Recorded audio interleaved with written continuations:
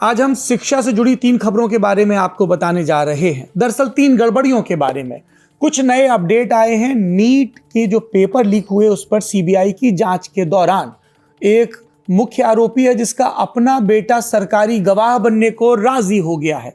2 मनीषाएं हैं जिनका एक नया लिंक पता चला है। सीबीआई की जांच के अंदरूनी ब्यौरे आपको बताएंगे। दूसरी खबर में सीबीएसई के 12वीं के इम्तिहान से जुड़ी गड़बड़ियों के बारे में, सरकार की सफाई और नाकाफी इंतजामों के बारे में बताएंगे। क्या नई जांच हो रही है ये भी बताएंगे।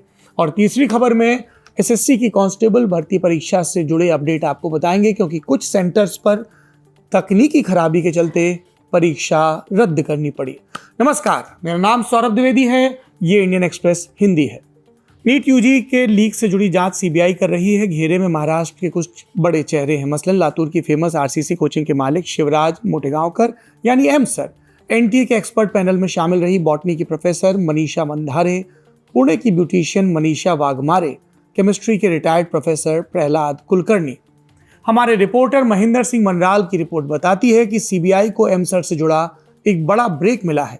दोनों मनीषा के लिंक्स के बारे में भी अतिरिक्त जानकारी मिली है। सीबीआई को अपनी जांच के बाद कुछ नई बातें पता चली हैं। पिछले 5 दिन से आरसीसी कोचिंग सेंटर के फाउंडर के बेटे के साथ वो पूछताछ कर रहे थे, जिसके बाद उसके खिलाफ उन्हें काफ़ी सारे अहम सबूत मिले हैं। उसके साथ ही बेटे ने, ऐसा हमें हमारे सूत्रों से पता चला है कि उनके बेटे ने कन्फेस भी किया है कि उनको उनके पिता से एग्ज़ाम से 10 दिन पहले केमिस्ट्री, बायोलॉजी और फिजिक्स के सारे के सारे पेपर उनके फादर ने उनको प्रोवाइड कराए थे। ये जानकारी मिलने के बाद सीबीआई अब अपनी लीगल टीम से ये सलाह मशवरा कर रही है कि हम इस केस में इसको अपना विटनेस बना सकते हैं। ये बनाने से उनका केस काफ़ी मजबूत बन पाएगा जब वो कोर्ट में चार्जशीट फाइल करेंगे। इसके अलावा हमें ये भी जानकारी मिली है कि मनीषा वाघमारे, जो कि पुणे बेस्ड ब्यूटिशियन है, जो कि इस केस में पैसे से सेकेंड लेयर में अरेस्ट हुई थी, उनका और दूसरी एक महिला जो कि एक टीचर है, मनीषा गुरुनाथ मंडारे, ये दोनों ही एक ही सोसाइटी में रहने वाली महिलाएं हैं, जिसकी वजह से इनके बीच में काफ़ी करीबी दोस्ती थी।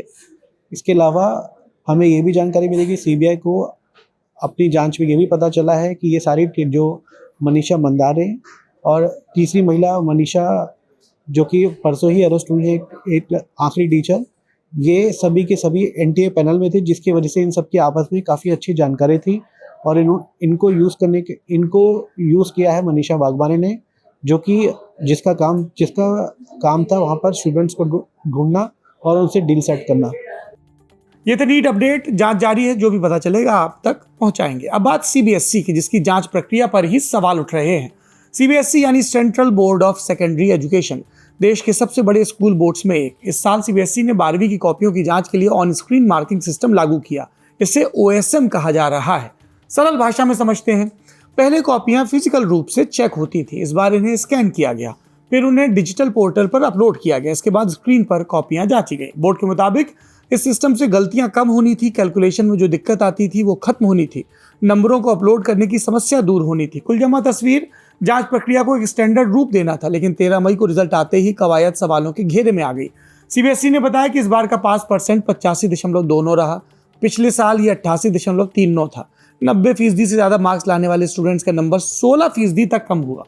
स्टूडेंट्स और पेरेंट्स ने मार्किंग पर सवाल उठाए, कॉपियां मांगी तो शिकायतों का नया सिलसिला शुरू हुआ। कहीं कॉपी धुंधली, कहीं पेज मिसिंग, कहीं किसी स्टूडेंट को किसी दूसरे स्टूडेंट की कॉपी थमाई गई। स्टेप मार्किंग पर भी सवाल उठे। फाइनल टोटल में भी गड़बड़ियां पाई गई। कुल मिलाकर ऐसा पिटारा कि बोर्ड को जवाब देते नहीं बना।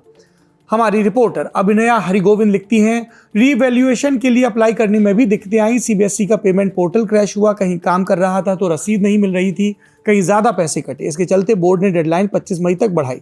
आंसर शीट मांगने की फीस 7 रुपये से घटाकर 100 रुपये भी की गई। इससे पहले कि आपको लगे कि सीबीएसई कोर्स करेक्शन कर रहा है, राहत भरे फैसले कर रहा है, फीस घटा रहा है, याद रखिए रायता उन्हीं का फैलाया हुआ है। बोर्ड का एक नया बयान भी आया, कहा कि पोर्टल फिर से खुलने का इंतजार करिए, पर दिक्कत ये हुई कि रीवैल्यूएशन तभी हो सकता है जब आंसर शीट की कॉपी मिल जाए, और कॉपी पाने के लिए पोर्टल और पेमेंट सिस्टम का ठीक से चलना जरूरी है। समस्या कितनी विकराल है आंकड़ों से समझते हैं। 23 मई तक कुल 2,94,000 एप्लीकेशन सीबीएसई को मिली, जिसमें करीब 8.5 लाख कॉपियां मांगी गई। पिछले साल ये आंकड़ा 2.25 लाख का, यानी मांग दोगुनी से भी ज्यादा। बोर्ड का कहना है पूरी शिद्दत से समस्या सुलझाई जा रही है। अगर मार्क्स बढ़ते हैं तो फीस भी रिफंड होगी। पर सबसे बड़ा सवाल अभी भी कि क्या ओएसएम सिस्टम ठीक से तैयार था। अब न्याय की रिपोर्ट बताती है कि सिस्टम को लाने से पहले सीबीएसई की गवर्निंग बॉडी में मीटिंग में एक सुझाव आया कि इसका पायलट प्रोजेक्ट चलाया जाए, लेकिन रीजनल दफ्तरों में ऐसा नहीं हुआ। इस साल जनवरी में 5 स्कूल में ड्राई रन हुआ, टीचर्स को ट्रेनिंग दी गई, पर यह नाकाफी रहा और अब सरकार ने एक नया कदम उठाया। केंद्रीय शिक्षा मंत्रालय ने बोर्ड से विस्तृत रिपोर्ट मांगी। आईआईटी मद्रास और आईआईटी कानपुर की टीम को लगाया ओएसएम का कंप्लीट चेकअप करने के लिए। टीम देखेगी कि क्या सॉफ्टवेयर की कोई गलती है या फिर साइबर अटैक की आशंका। आईआईटी मद्रास के डायरेक्टर वी कामाकोटी ने डिनायल ऑफ सर्विस अटैक की आशंका भी जताई, यानी कहीं बहुत ज़्यादा ट्रैफिक भेजकर पोर्टल डिस्टर्ब न कर दिया गया हो। लेकिन स्टूडेंट्स के सवाल बने हुए हैं। अगर सिस्टम इतना मजबूत था तो फिर ब्लर कॉपियां, गायब पन्नों और गलत आंसर शीट की शिकायतें क्यों आई? बोर्ड को जल्द से जल्द जवाब देना होगा, सुधार करनी होगी, क्योंकि सवाल बच्चों के भविष्य का है। और इस बीच जो जियाले पाकिस्तान का कनेक्शन खोज रहे हैं वो अपने आसपास सीबीएसई बोर्ड में पढ़ने वाले बच्चों से बात कर लें, उन्हें अपनी थ्योरी की सच्चाई समझ में आ जाएगी। बात स्टूडेंट्स के भविष्य की हो रही है तो एक और अपडेट। एसएससी यानी स्टाफ सिलेक्शन कमीशन ने जीडी कांस्टेबल की परीक्षा कुछ शहरों में रद्द कर दी है। ताज़ा कैंसिलेशन बिहार के मुजफ्फरपुर में हुआ, जहां 25 मई को आदर्श परीक्षा केंद्र पर यह एग्जाम होना था। हवाला वही पुराना, तकनीकी कारण। आधिकारिक नोटिस के मुताबिक 25 मई को यह एग्जाम मुजफ्फरपुर के आदर्श परीक्षा केंद्र पर होना था। स्टाफ सिलेक्शन कमीशन ने प्रभावित उम्मीदवारों को भरोसा दिलाया, नई तारीख जल्द मिलेगी, नए एडमिट कार्ड जारी किए जाएंगे। ये कार्ड स्टाफ सिलेक्शन कमीशन की वेबसाइट ssc.gov.in पर उपलब्ध होंगे। इसके अलावा कमीशन ने 18 मई को कांस्टेबल जीडी परीक्षा 2026 की पहली शिफ्ट की परीक्षा रद्द की थी। कानपुर यूपी के एक ऑनलाइन परीक्षा केंद्र पर होनी थी, इसे तकनीकी कारणों के चलते रद्द किया गया। इस दिन पहली शिफ्ट के लिए उस केंद्र पर आने वाले सभी उम्मीदवार परीक्षा नहीं दे पाए। तकनीकी खराबी की जानकारी पहले से नहीं थी। एसएससी की गड़बड़ियों पर हमने बात की शिक्षक अभिनय से। एसएससी इस तरीके की गलतियां पिछले 5-7 सालों में बहुत अलग अलग कर चुका है, लेकिन ये जो सेंटर की गलतियां आ रही हैं ये पिछले 1 साल में सबसे ज्यादा आई हैं। आपने खुद देखा होगा कि एसएससी फेज के पेपर में बच्चों के सेंटर्स तवेले में थे। यानी एसएससी अपना पेपर कराने के लिए जिन एजेंसियों को कॉन्ट्रैक्ट दे रही है वो कितनी तो उसमें ऐसी हैं जो कई बार राज्यों में ब्लैक लिस्टेड हुई हैं। यानी ऐसे लोगों के हाथ में बच्चों का भविष्य दे दिया जा रहा है जिनकी कोई क्रेडिबिलिटी नहीं है।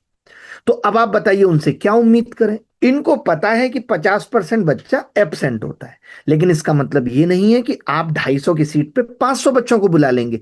जरूरी नहीं है वो उस सेंटर से ही ऐसा हो। एक बच्चा जो एसएससी जीडी की तैयारी कर रहा है, जिसके पास रिसोर्सेस भी कुछ नहीं है, जो फिजिकल के दम पे और एक टेस्ट पास करता है उसके दम पे उसको नौकरी मिलती है। आपने देखा होगा ऐसे कितने वीडियो आज लड़कों के लड़कियों के रोते हुए मिले कि हमें बुला लिया गया और अब हमारा पेपर नहीं हो रहा। तो कौन जिम्मेदार है?